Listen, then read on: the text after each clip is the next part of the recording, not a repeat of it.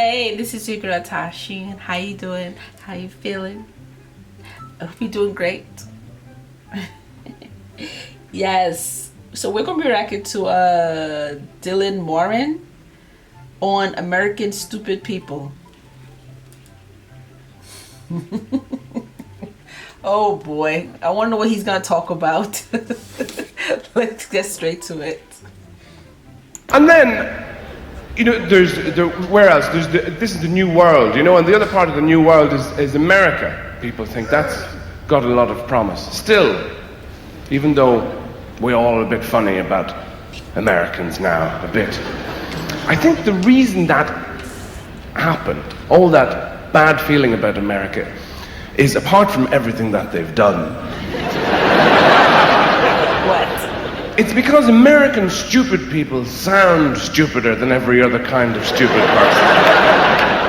Some people are just thick, but you put up with them. But Americans are annoying when they're thick, because they say, well, you know, if they're talking about one of those terrible incidents that happen every other day in America, they say, well, you know, I was there, and the guy came in, and he had, like, a gun, you know, and he was, like, shooting, and everybody else was totally dead. And you just, it sounds a little divorced from reality.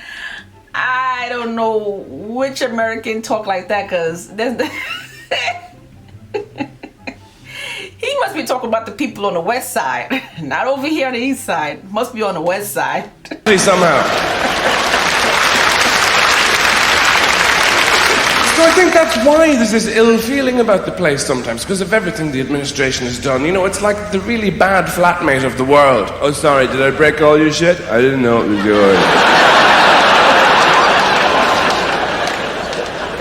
Yeah, I'll replace it sometime.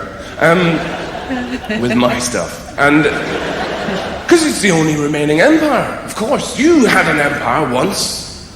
Britain had a great empire. And impressively commandeered and sequestered from the rest of the world. A great style. You just marched in and said, you and you, fuck off, we're having tiffin.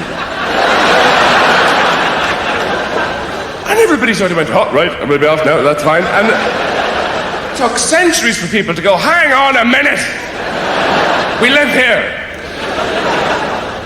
The American style is totally different, far more insidious. This empire is run on a totally different basis. What America does is it has a nosy in some place, some war-torn, fucked-up place, and that looks for oil or chocolate or whatever it wants.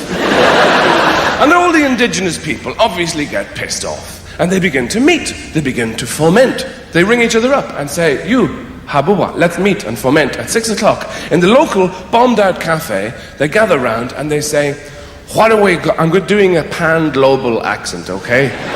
It saves time, because America gets around a lot of places.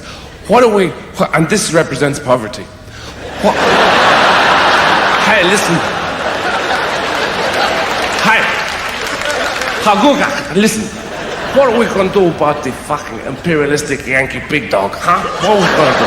They come in here, they look around, they take our stuff. What are we going to do? I'm talking to you. Put down the beans. Listen, what are we going to do? Put down the beans? It's kind of Al Pacino from China via Brooklyn. But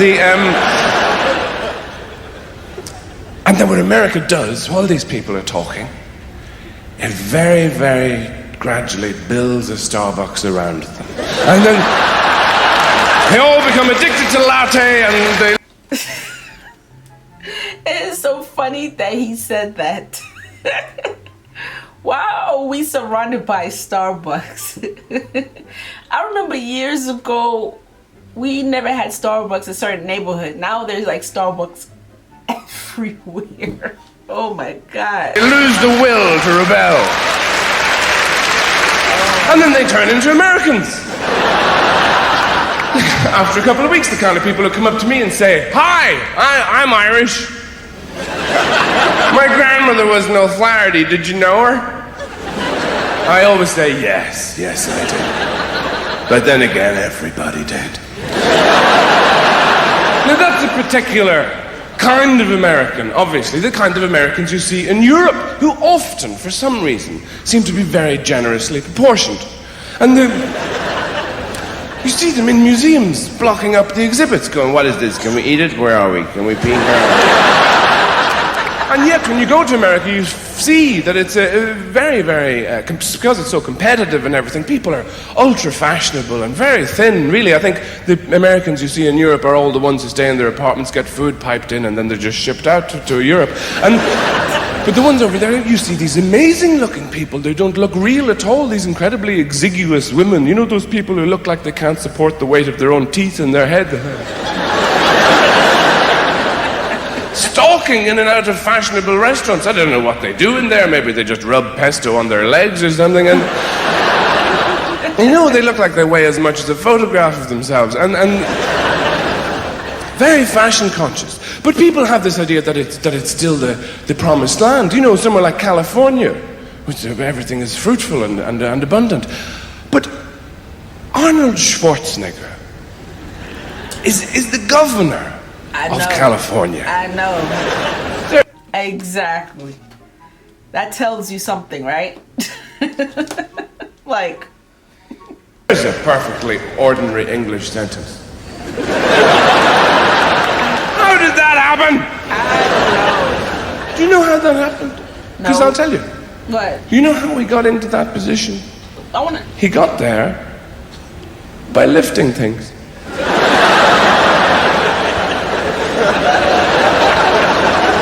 Now you and me, we avoid lifting things. It's unpleasant. Especially heavy things. Even a 5-year-old child knows this. They go, huh? No, fuck it, no. I'm going to put Lego up my arse. I'm not doing that, no. He took a different approach. He lifted the heavy, and you know, you lift something when you have to. Piano falls on Granny. You lift the piano. Because Granny has mixed feelings about the whole situation.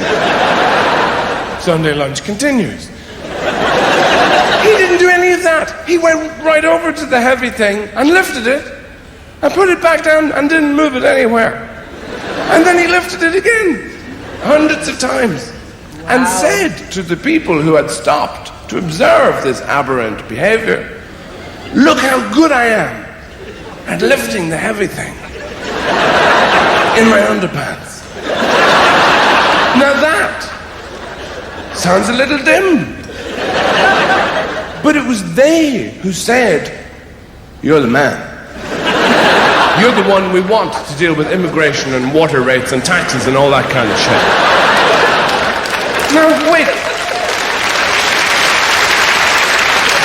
What we need to know is, how bad was his predecessor at that job? You know? I don't get it either. I still to this day don't understand. Like, we just, I feel like anybody could be a governor nowadays. Anybody could be the president nowadays. Anybody could be anything. You could be anything you want. It's crazy, right? This must have been somebody who came to work covered in children's blood every morning. Oh God, something he's saying is true though. You only could do is just laugh and agree.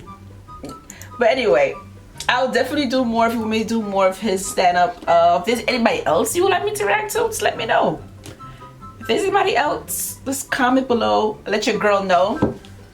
And I will go and check them out. And make sure you subscribe to my channel. And I'll see you later. And make sure you take care of yourself. Be safe. Peace.